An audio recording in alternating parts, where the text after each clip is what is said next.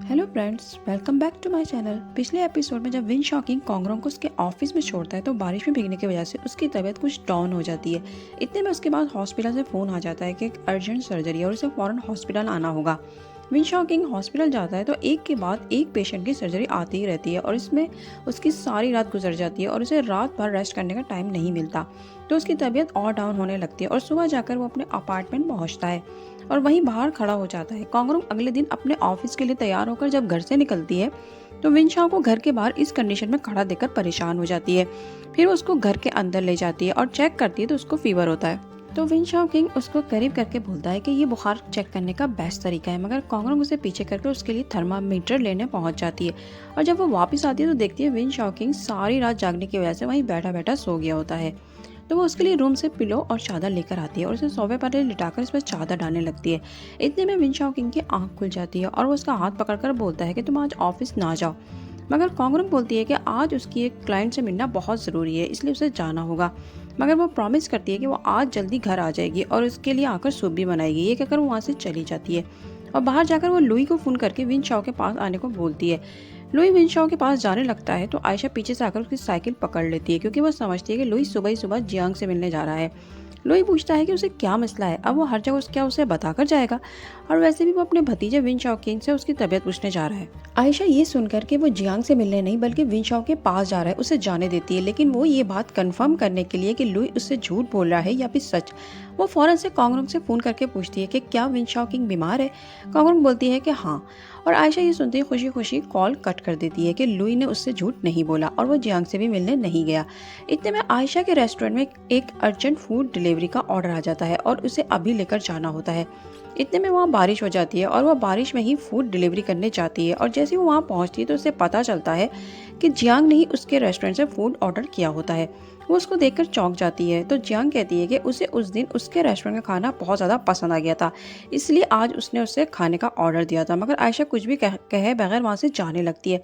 तो वो बोलती है कि बाहर बहुत तेज़ बारिश हो रही है, इसलिए वो कुछ देर रुक सकती है और उसे उससे लुई के बारे में कुछ पूछना भी है कि उसकी गर्लफ्रेंड कौन है। आयशा के दिमाग में फ़ौरन से एक आइडिया आता है और वो उससे बोलती है कि मैं हूँ लुई की गर्लफ्रेंड और मैं तो उसके घर जाती भी हूँ और इसके पेरेंट्स मुझे बहुत ज़्यादा पसंद भी करते हैं और हम बहुत जल्द शादी भी करने वाले हैं। मगर जियांग बोलती है कि उसे उसकी बातों पर जब भी यकीन आएगा जब वो लुई को इतनी तेज़ बारिश में फ़ोन करके यहाँ बुलाएगी और वो आ भी जाएगा, और अगर वो आ गया तो वो लुई की ज़िंदगी से हमेशा के लिए निकल जाएगी। आयशा भी उसे लुई की ज़िंदगी से निकालने के लिए लुई को फ़ोन करती है और लुई जो विन शाओ की देखभाल करने उसके घर पर होता है और उसे खाना बनाकर दे भी रहा होता है। आयशा फ़ोन करके उसे बोलती है कि वो बारिश में बाइक चला रही थी और उसकी बाइक स्लिप हो गई है, इसलिए वो अभी उसके पास आ सकता है। और लुई ये सुनकर परेशान हो जाता है और विन शाओ किंग से ज़रूरी काम का कहकर वो आयशा के बताए हुए एड्रेस पर भागता है और वहाँ जाकर भी वो ऐसे ही जाहिर करता है जैसे उसे आयशा की बहुत ज़्यादा फिक्र हो। इतने में पीछे से जियांग भी आ जाती है और कहती है कि तुम्हें मैंने बुलवाया है। लुई को आयशा की इस हरकत पर बहुत ज़्यादा गुस्सा आ जाता है। जियांग कहती है कि जब तक तुम मेरी आंखों में देखकर ये नहीं कहोगे कि तुम मुझे अब लाइक नहीं करते, मुझे यकीन नहीं आएगा। मगर लुई उसे कोई भी आंसर दिए बगैर आयशा का हाथ पकड़कर उसे वहाँ से ले जाने लगता है, मगर आयशा उससे हाथ छुड़ा लेती है और कहती है कि तुमने उसे क्लियर जवाब क्यों नहीं दिया और आश्रय में क्यों रखा। अगर तुम उससे फेस टू फेस ये सब नहीं कह सकते तो तुम फ़ोन पर उससे कह दो। मगर लुई उससे नाराज़ होकर उसे कोई भी जवाब दिए बगैर गुस्से में वहाँ से चला जाता है।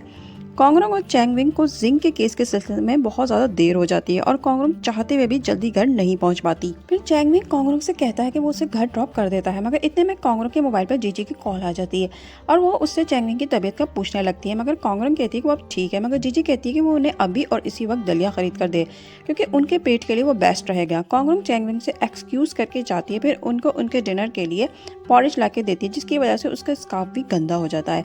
मगर कॉन्गरोंग बोलती है कि कोई बात नहीं और उसे बाय कहकर वहाँ से चली जाती है। इतने में कॉन्गरोंग के पास लुई का फ़ोन आ जाता है और वो बोलता है कि वो आयशा को फ़ोन करके पूछे कि वो इस वक्त कहाँ है और अभी तक अपने घर नहीं पहुँची है। कॉन्गरोंग आयशा को फ़ोन करती है तो आयशा लुई के बिहेवियर की वजह से खूब रोने धोने में बिजी होती है और इससे बोलती है कि वो ठीक है और अब घर जा रही है।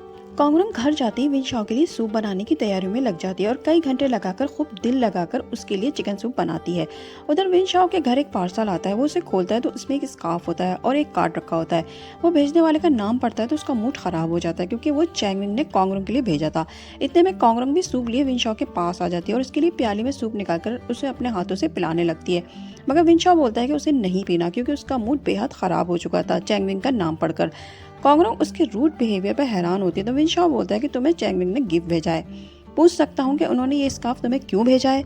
तो वो उसे बताती है कि उनके पेट में दर्द था, इसलिए इसने उन्हें सूप खरीद कर दिया था।